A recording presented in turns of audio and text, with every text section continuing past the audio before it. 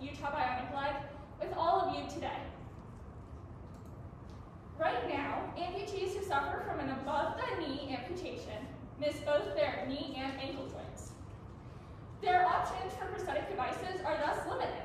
Most prosthetic devices don't offer options that are technologically advanced and or bionic for both joints.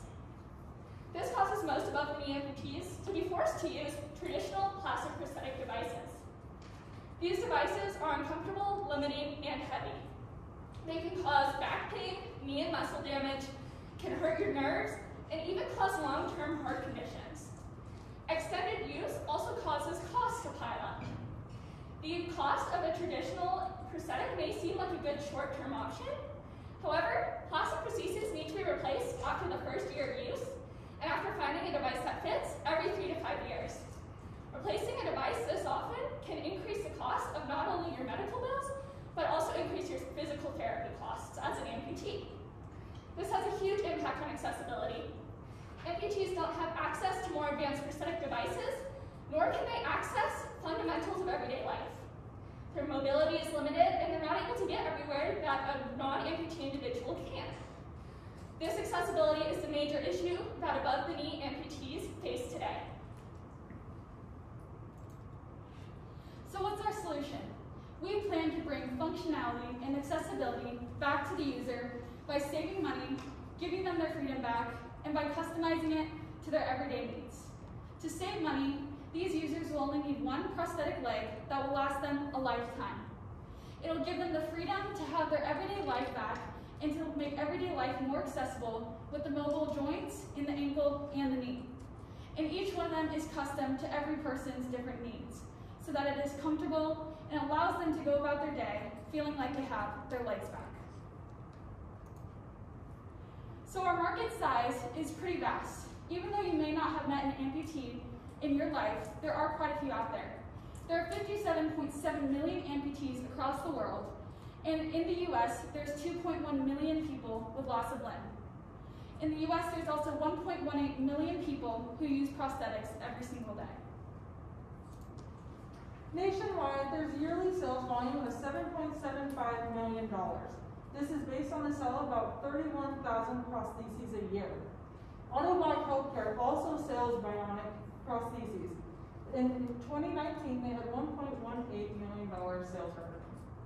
They mainly sell arm and finger prosthetics, but we believe that with a similar revenue, we can sell about the same amount with a bionic leg. So this is our product, Utah Bionic Leg. It's designed to function as your biological limb does. It uses a computer processor to sense the user's environment and surroundings, and is able to avoid obstacles naturally and easily. The leg adjusts the trajectory thousands of times a second. So now, an amputee is able to simply step over an object in their path, rather than having to swing their leg wide and out around, as we do with a traditional plastic prosthesis. Not only is this device smart, its intelligence is compounded by a lightweight design. The specific materials we use in both the motorization and in the shell of the device allows amputees to use a device that is half the weight of a biological limb and a fraction of the weight of any other prosthetic device out there. The motorized ankle and knee joints also allow accessibility to come back to the user.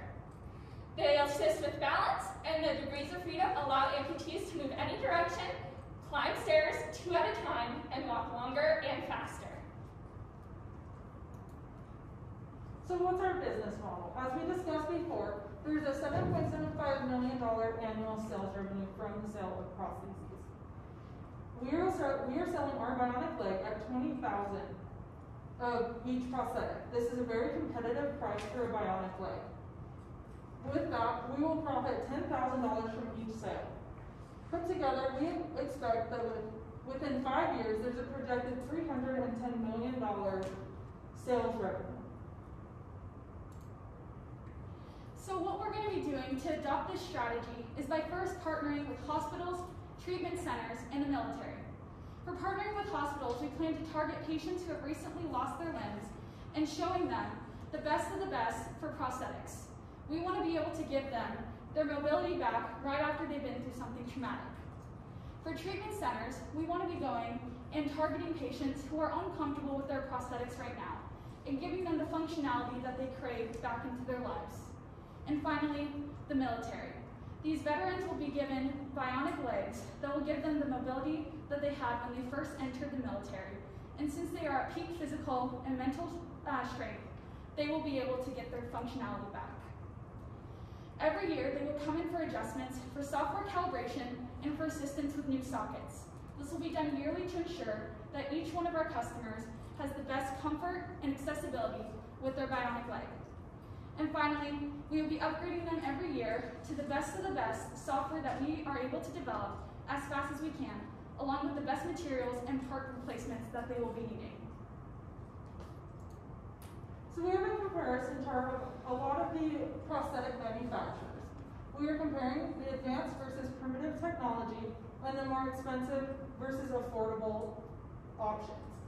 On this left side, this filler and curvo plastics are a lot of the plastic prosthetics that are very heavy and hard to maneuver in. This Touch Bionics does have some bionics, mostly fingers and arms, but they are a pediatric provider. Open Bionics and Autobot both have bionic legs, but they are very heavy. And Blandford is very expensive, though they do have a pretty good bionic leg. So as you can see, Utah Bionic Leg is one of the most affordable and advanced technologically of the bionic prosthetics. We will be the first specialty provider of above-the-knee bionic prosthetic devices in the United States. This allows us to target our population of veterans, elderly amputees, and those who simply want to get back to a more active lifestyle first.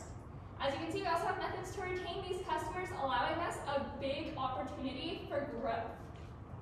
We're also socket adaptable. Prosthetic devices plug into a socket that the amputee wears around their thigh. By being able to fit our device with any socket that an amputee is currently wearing, we are very attractive to an amputee who currently likes the device they're using but wants to upgrade it. We also make it possible for an amputee to find comfort not only in the prosthetic device they're using, but in the socket that they can switch out to find the right fit for them overall. Our mobile joints also assist with comfort and ease of use. We allow degrees of freedom at both the ankle and knee joints, so amputees can move in any direction they wish with no additional effort. They're not carrying around a huge weight, and they're not having to work hard to perform everyday actions. This makes our device ideal for any amputee who would like to get back to an active lifestyle or who simply wants to get around the house better. This is our team. The head of the Utah Bionic Engineering Lab is Tommaso Lenzi, and his research is what makes it possible for us to develop devices like Utah Bionic Leg. By combining robotics and biology, we are able to find the ideal device for humans to function at their peak. I'm Kai Prine, as you already know, and I am the lead technology developer for Utah Bionic. I am privileged to work one-on-one with amputees and test subjects to make sure we are providing the best device for them. My name is Sierra Freitas, and I'm the marketing director for Utah Bionic Leg. My job is to provide marketing and leadership direction to the development and the marketing team to show people what is out there for the best of the best in the Utah Bionic Leg. And I'm Takara Peterson. I'm the outreach coordinator. I reach out to various sources and outside people who would be able to in the future sell and hold these devices, as well as those who will eventually use them. This can involve, like Sierra mentioned before, hospitals and the military. So some of the things you might have seen in the media, in Idaho Newswire, it says of the Bionic Leg that it's the first truly bionic leg, better, stronger, and faster. Free Think Move the World headline that it's the most advanced bionic leg on the planet, and team bringing it to life. And U News says, if you've ever seen the Terminator, that's what it was like. And these are some of our user testimonials. First, we have Carrie Finn, who said, "It made me feel like I could do things I could not do before. Every time I made a step, it was an awesome feeling." And Alec McMorris said, "I love any time I get athlete to call to go up there? What are we going to push today? What boundaries are we going to try and test? Both of these users have found their functionality and accessibility to come back into their lives. They love coming and working with us because they get the comfort in their lives back. With your support, we can get Utah Bionic Leg to those who need it most, amputees like them. We are asking $750,000 as your initial investment for product validation and beginning to market these on a large scale. This will also cover manufacturing costs as we look to grow our company worldwide. With you receiving 15% in our company and us receiving a portion of the 31,000 prosthetic device sales every year, we project a threefold return within the first 5 years of our partnership and in product development. Let's give amputees their lives back, one step at a time. Thank you all so much. Are there any questions?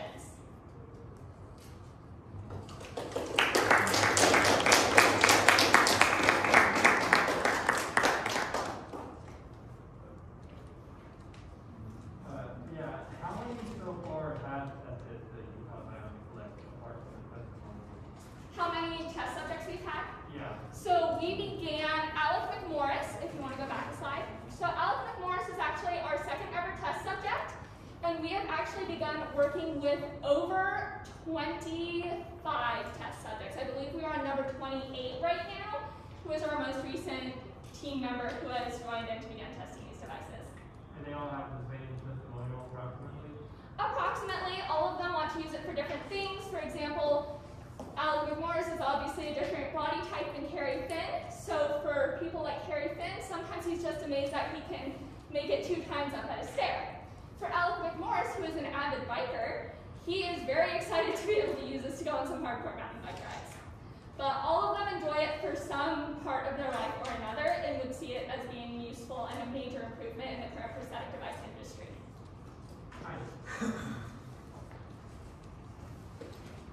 What are some of your biggest limitations that you're facing right now? Our current biggest limitations, well, one with COVID, we can't work with a lot of different test subjects. We have to be very careful, like scheduling all of them and making sure that everyone's been tested beforehand. So that has caused some problems. But in general, as we're facing entering the market, our biggest challenge so far has been the fact that we need to patent everything, which I know is a major part of this program that I am in and will be learning about. However, all of the pieces of our device are actually patentable. So as we're working on obtaining all of these patents, it's a very long process. And so we don't want to start manufacturing them on a large scale until we make sure that everything's been patented and is correctly functioning together. Thanks. Yeah. Wes? How, in your opinion, how easily is this technology scalable to manufacturing? Very easily. I would say a lot of the pieces work well together just with current manufacturing standards. All we have to do is combine them in a different way and implement different materials. I could go into more detail about that, but I won't. However, I would say that it's very scalable. Once we have process lines set up and manufacturing segments, it would be very easy to scale up. In the back. Are you assuming this is going to be paid for by insurance? And how much is a traditional prosthetic leg? This is $20,000. You said a regular one has to be replaced every 3 to 5 years. So, is it just is it 20 years worth of regular ones for one of these? And that's a big revenue goal. So, who's paying for it? That is a very good question, and that is something we looked at very heavily as we were developing our business plan. So insurance, the way that most insurances will work, if you've had an accident, which generally we're targeting towards accidental amputations, so most of the time it'll either cover one device for a lifetime, or it'll cover up to a certain amount, depending on your insurance, it'll cover up to a certain amount of associated costs. So an amputee can either pay out of pocket for additional devices after their first device, or they will pay out of pocket for, say, additional devices, but insurance will cover all of the physical therapy, tune-ups, those costs, etc. So who will be paying for it? It's up to the amputee and working out with their insurance company.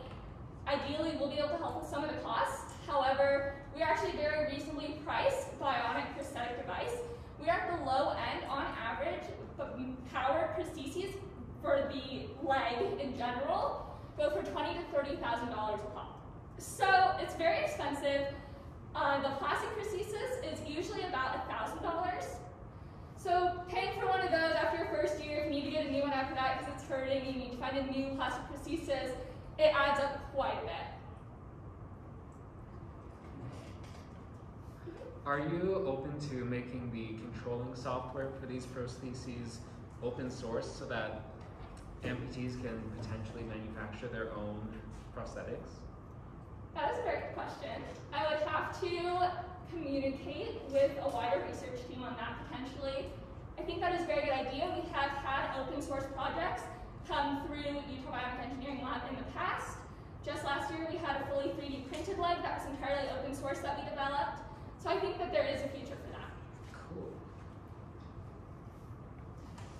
First off, I just want to give, I really liked when you were kind of talking about the product and you showed kind of stepping over as opposed to stepping around. That was very helpful. The question I have is, you're talking about the customability. Is that going to be tough to implement the custom, or are you going to be able to have like natural, easily applicable ones across? Or it will depend some on the amputee. For example, if we have an amputee who has especially different needs than our current segment of amputees, that would be a new challenge, and I think we'd be ready to tackle it. However, I think for the most part, the leg is very adaptable. It is a smart device, so it will learn with the amputee. Excuse me. The way it functions essentially is by sensing muscle contractions in the remaining part of the limb. And as you can feel, just like sitting up, standing down, squatting, lunging, those muscles contract.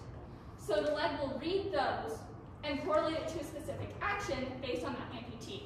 So when we're talking about doing software updates, calibrations, all of that contributes to the way an amputee is using the leg. Developing muscle is a very safe way to recover from an amputation and start building that muscle again.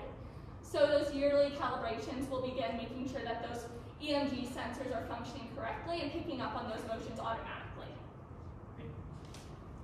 So in regards to the yearly visits that you guys would also implement, for purposes of scaling, would that also include not only manufacturing but having locations where the amputees can go, or would that be done at a physical therapy center, or how would that work?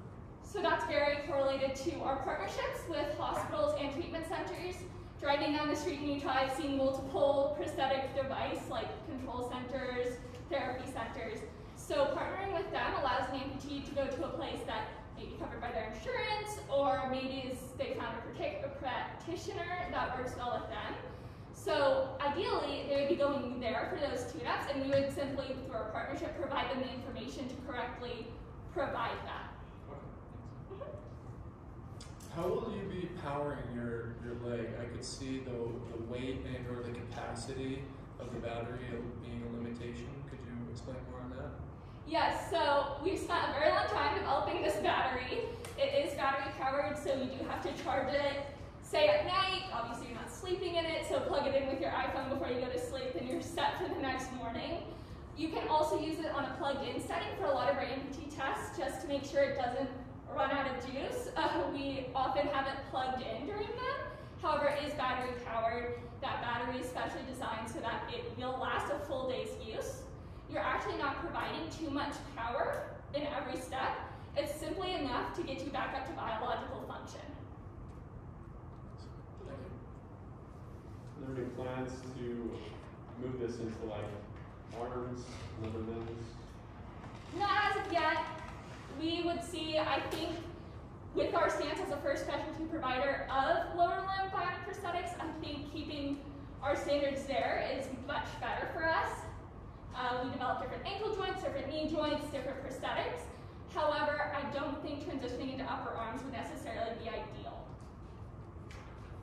I had a question that overlapped with a few of the other ones. Great job on your presentation. I'm curious on the business side how you guys have been able to determine the margins on the product. If you guys, at this point it sounded like 25 test subjects. I'm guessing it's simplest just to how close is this device at this point to a prototype or to something that's ready to scale, and how much are the costs going to stay roughly the same? Yeah, that's a great question. So this device specifically is one of our more up-to-date designs. The thing we're working on adjusting right now is the way the ankle joint moves. Stability is a major factor in making an amputee. Your balance is already a little bit off, so making sure that it can correctly balance an amputee is highly important. So we're currently working on redesigning an ankle joint, but once that's complete, we are looking at sending one of these home for a person to use on a daily basis very soon here. I don't want to give you an exact time estimate in case you're like searching the news and you're like, oh wait, they lied, but very soon. It's definitely in the works. Awesome. All right, well, thank you all so much for all of your questions and for your attentiveness. Have a great rest of